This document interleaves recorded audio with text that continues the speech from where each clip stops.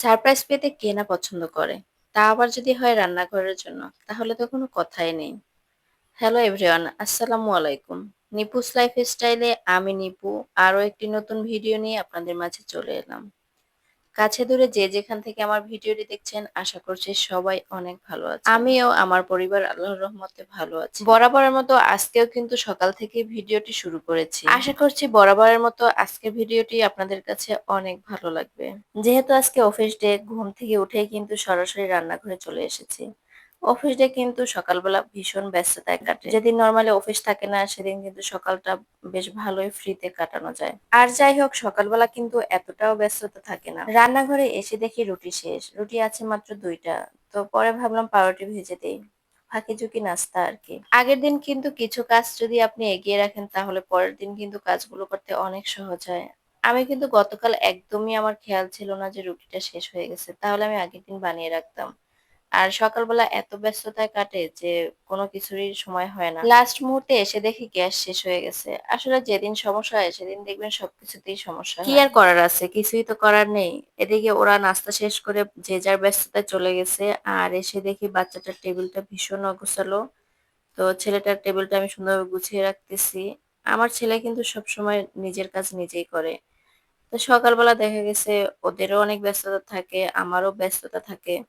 তো ওদেরকে পাঠিয়ে তারপরে আমি বাসার অন্যান্য কাজ শুরু করি। আর সকালবেলা যে আমার বাচ্চা টেবিলটা সুন্দরভাবে গুছিয়ে রাখবে এতটাও কিন্তু সময় হয় না। সকালবেলা আমাদের নিজেদেরই ঘুম থেকে উঠে কাজ করতে একদমই ভালো লাগে না। বাচ্চাদের কি বলবো? আর ওর স্কুল টাইম হচ্ছে সকাল ৮টায়। তো ওকে এখান থেকে বাসা থেকে যেতে হয় আরো আগে ৭:৩০ দিকে বের হয়। তো ঘুম থেকে তো আরো আগে উঠতে হয়, নাস্তা করতে হয়। স্কুলের জন্য রেডি হতে হয়। আমার কিন্তু টেবিলটা গোছানো একদম কমপ্লিট হয়ে গেছে। আর এদিকে আপনাদের ভাইয়া কিন্তু খুব সকালে বাজারে গেছিল। অফিসে যাওয়ার আগে আরকি। কিছু বাজার এনে দিয়ে গেছে। এই যে এখানে কিছু জাম্বুরা এনেছে। তো আমি কিন্তু এগুলো অফ ক্যামেরায় সবগুলো কেটে রাখছি। বাচ্চা যেন স্কুল থেকে আসলেই ওকে আমি খাবারটা দিতে পারি। আর আমার বাচ্চা কিন্তু জাম্বুরা খেতে ভীষণ পছন্দ করে। খালা আজকে খুব সকাল সকাল চলে আসছে যা খুবই ভালো হয়েছে যেহেতু আজকে আমার রুটি বানাতে হবে। আমি খালাকে দিয়ে বেশ কিছুদিনের জন্যই রুটি বানিয়ে রেখেছি। এগুলো আমি এখন ফ্রিজে রাখবো।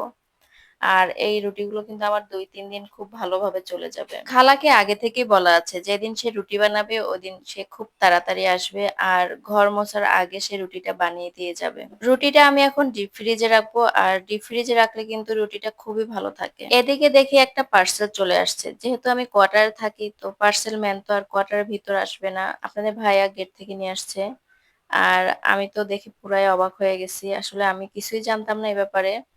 যে আপনাদের ভাইয়া অর্ডার দিছে বা আমার জন্য একটা পার্সেল আসবে রান্নাঘরের জন্য। মোটামুটি সব গৃহিণীরাই কিন্তু রান্নাঘর সাজাতে ভীষণ পছন্দ করে। আপনাদের ভাইয়ার কাছে কিন্তু আমি একবারের জন্য বলিনি আমার রান্নাঘরের জন্য কিছু লাগবে বা আমাকে প্যান কিনে দাও। আপনার ভাইয়া কিন্তু নিজে থেকেই অর্ডার দিয়েছে, নিজে থেকেই এনেছে। আমি এই ব্যাপারে কিছু জানতামই না। আসলে মাঝে মধ্যে কিন্তু এরকম সারপ্রাইজ পেতে খুবই ভালো লাগে। আমি এগুলো দেখছি আর এতটা পরিমাণে খুশি হয়েছি কি বলবো। সাথে অবাকও হয়েছি যে কাজটা কি করলো। সে একটা অর্ডার দিত। ৩ টা প্যান তো দরকার ছিল না। সত্যি বলতে অনেকদিন থেকে ফেসবুকে ঢুকলেই দেখি মোটামুটি সব ইউটিউবার, ফেসবুকরা এই প্যান দিয়ে রান্না করে। আসলে তখন আমার দেখে ভালো লাগছে। কিন্তু কখনোই আমি আপনার ভাইয়াকে বলিনি যে আমার এই প্যানগুলো খুবই পছন্দের। আমাকে কিনে দাও। খুলে দেখি সে ৩ টাই অর্ডার দিছে। আমি বলতেছি ৩ টা কেন কিনলা? তুমি একটা কিনলেই পারতা। একটা কিনলেই তো হয়ে যেত। আমার তো ভীষণ পছন্দ হয়েছে। এখন রান্না করে দেখতে হবে জিনিসগুলো আসলেই ভালো কিনা। যেহেতু অনলাইন থেকে আনা হয়েছে, অনলাইনের জিনিসের তো আসলে অতটাও ভরসা নেই। ঘড়ির দিকে তাকিয়ে দেখি বেশ বেলাও হয়ে গেছে। ১১টা বেজে গেছে। তো দুপুরের রান্নাটা বসিয়ে দিলাম তাড়াতাড়ি করে। আজকে যেহেতু বাসায় সবাই তাড়াতাড়ি চলে আসছে, তো বাসার সমস্ত কাজ আজকে একটু তাড়াতাড়ি করার চেষ্টা করব। বিশেষ করে রান্নাটা। আর এদিকে আমি দেশি মুরগি রান্না করছি, সাথে পোলাও থাকবে। আমার ছোট ছেলেটা পোলাও খেতে খুবই পছন্দ করে। তো ভাবলাম আজকে পোলাও রান্না করি। আর ওয়েদারটা কিন্তু আজকে বেশ ভালোই ঠান্ডা আছে। পোলাও, খিচুড়ি, ভাত যাই বলেন না কেন আমি কিন্তু মেক্সিমাম টাইম রাইস কুকারেই রান্না করে থাকি। আমার কাছে রাইস কুকারে রান্না করলেই মনে হয় পারফেক্ট হয়।